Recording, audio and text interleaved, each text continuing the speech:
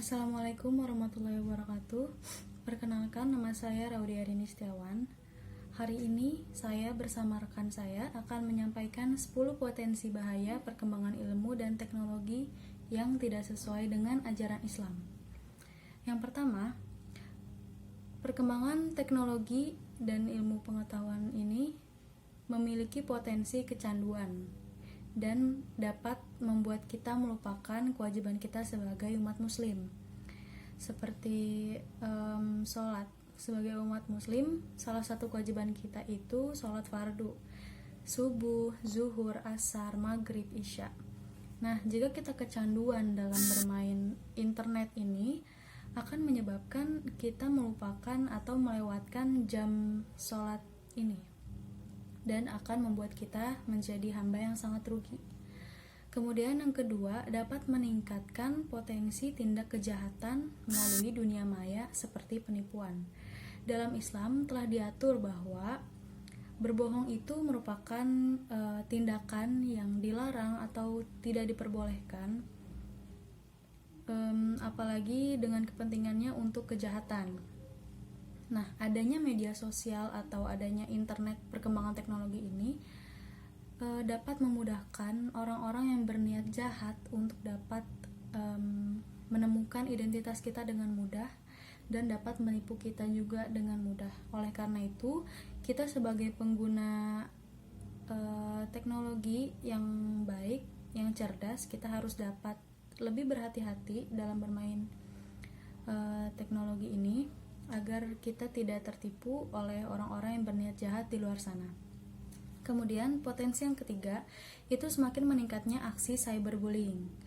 Cyberbullying ini merupakan perundungan atau pembulian yang terjadi di teknologi yang menggunakan teknologi digital, dan biasanya itu terjadi di media sosial dan tidak bertemu langsung dengan sasarannya.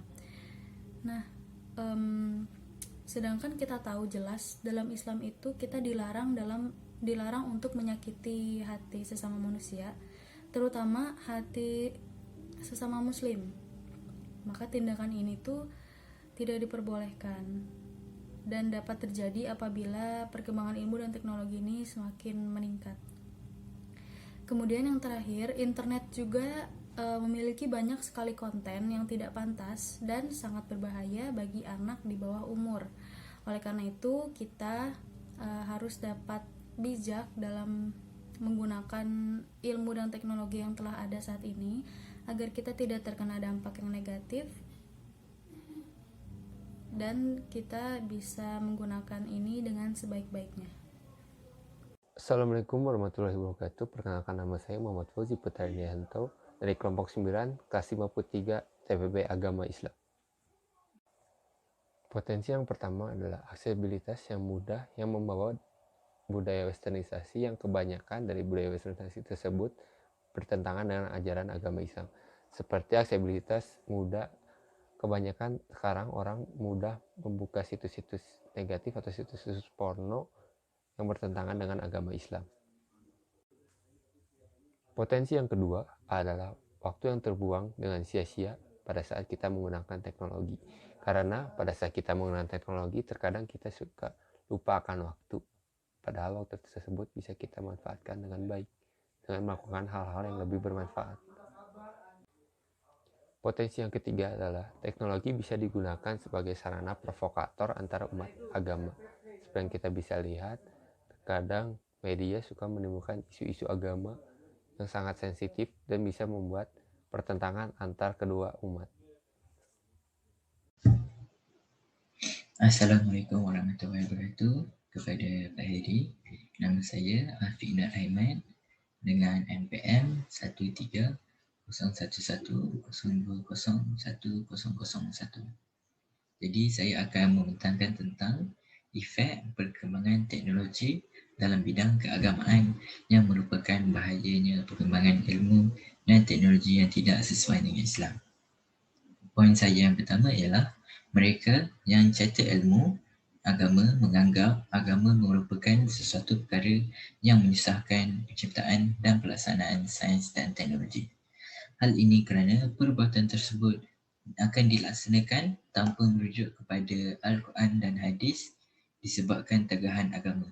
Jadi mereka menganggap bahawa agama Islam ini menjadi penghalang mereka untuk mendapatkan ilmu saintifik yang lebih banyak. Untuk poin yang kedua, tidak mengiktiraf mereka yang berpengetahuan agama berbanding pengiktirafan sesuatu ciptaan yang nampak seperti mana saintis yang telah menemukan teori yang baru akan mendapatkan Nobel Prize. Tetapi seorang ustaz yang berpengetahuan luas dipandang rendah oleh masyarakat lain kerana mereka menganggap bahawa agama merupakan sesuatu yang mudah dipelajari. Sedangkan terdapat berbagai lagi bidang yang boleh dipelajari agama dan terdapat juga bidang yang amat rumit untuk mempelajarinya. Poin saya yang terakhir ialah Islam dianggap sebagai agama yang lemah kerana larangannya yang berbagai dan memungkinkan kajian saintifik seseorang itu untuk terganggu. Oleh itu, mungkin terdapat segelintir umat Islam yang mengabaikan hukum hakam Islam semata-mata untuk mengkaji kajian saintifiknya. Sedangkan kita semua, seperti yang kita semua tahu, perkara yang berlaku di dunia ini telah dijelaskan lagi di dalam Al-Quran yang telah diriwayatkan oleh Allah SWT. Setakat ini saja penerangan saya. Terima kasih.